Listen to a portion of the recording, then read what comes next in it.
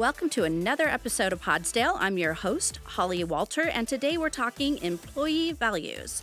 Scottsdale's employee values are an important part of our organization's traditions and work culture. The values originated in the 1980s, and before our most recent revision, which we're going to talk about today, our values were last updated by employee focus groups in 2004. But before we get to that, let's turn it over to Stephanie Harada for today's Fast Five. Hi, I'm Public Affairs Specialist Stephanie Harada with 5 fast things happening around the city you need to know.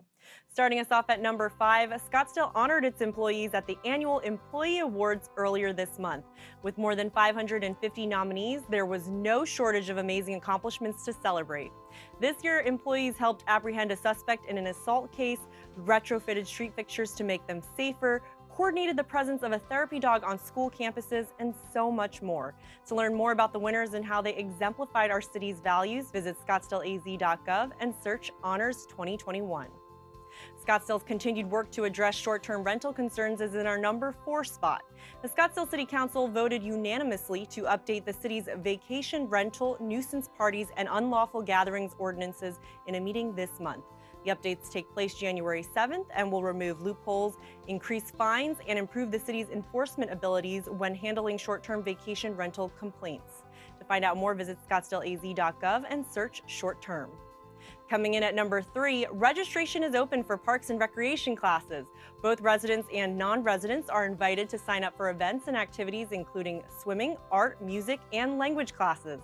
Winter programs take place during January, February, and March. To see all the classes currently offered, visit scottsdaleaz.gov and search recreation classes.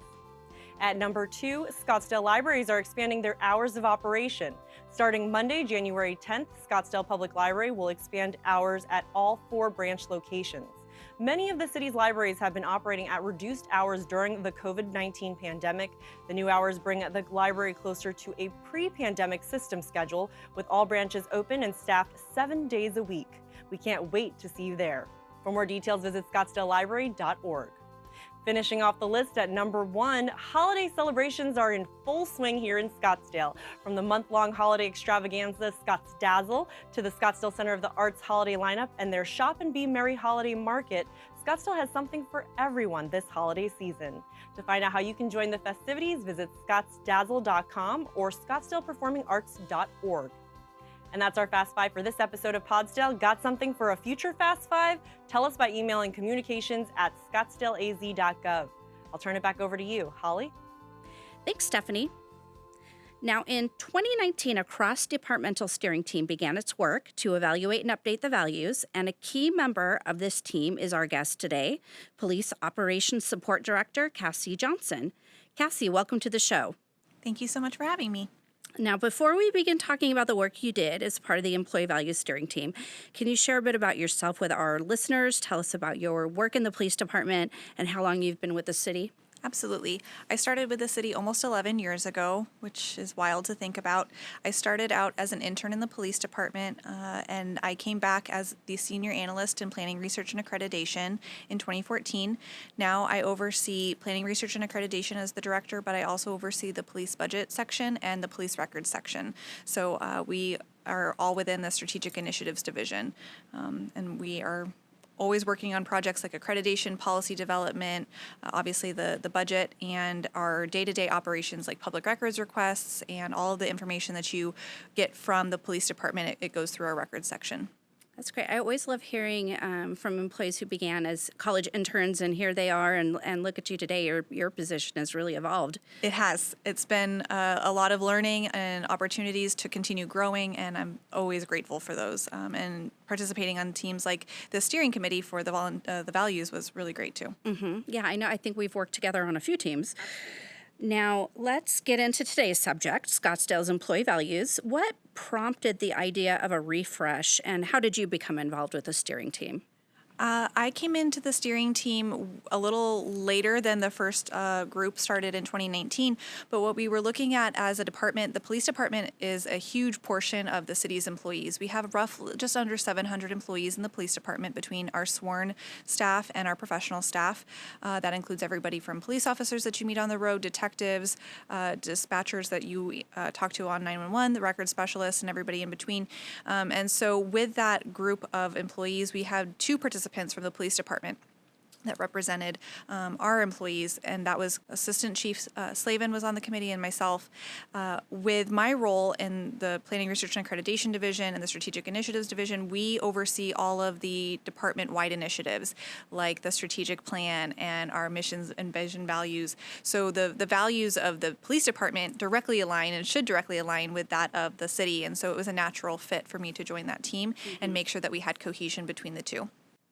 That makes a lot of sense. And not only that, but you mentioned the number of employees we have. I do know since the prior refresh, we have so many new employees where I think maybe these values didn't quite resonate with everybody we have within our workforce now. I think I read something about 75%, about 75% of our employees now were hired after that prior refresh. So this group started with some research. We wanted employees to become familiar with the values.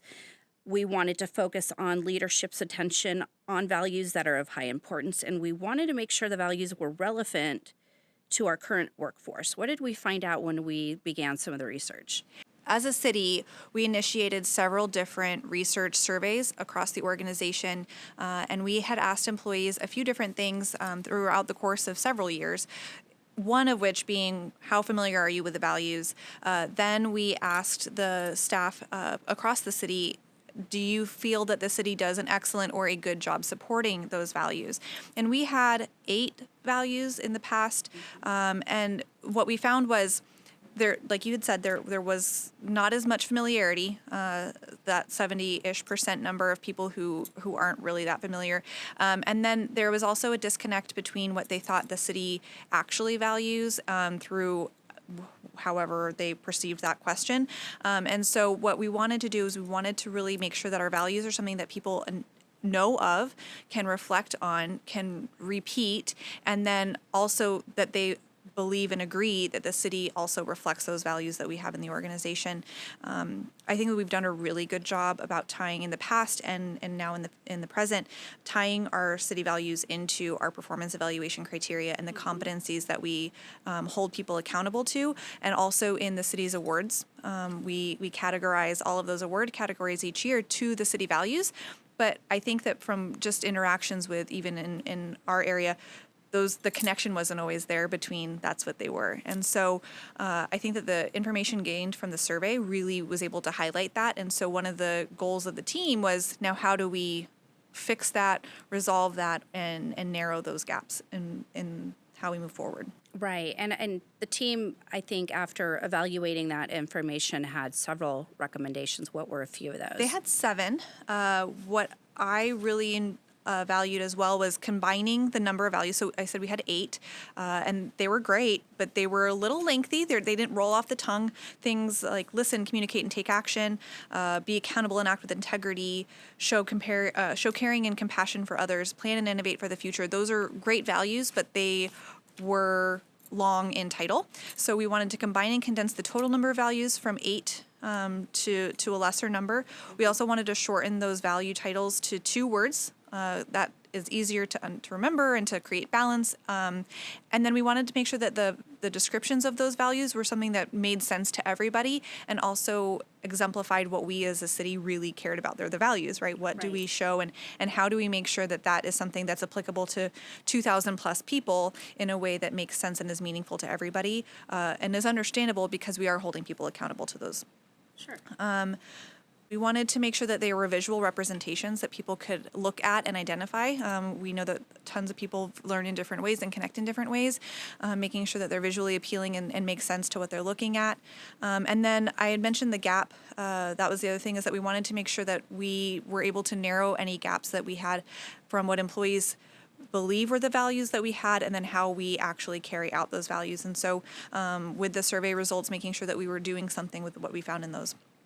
And then what I really, really love, and I think that we're doing a really good job of, and I'm sure we'll get to that later, is promoting consistently throughout the organization, throughout the year, not just at evaluation time and not just at the annual award ceremony, but throughout the year, and making sure that it becomes just that second nature. And because it's second nature, everybody knows exactly what those values are, and it's not something that you have to kind of think on. Mm-hmm. That makes sense.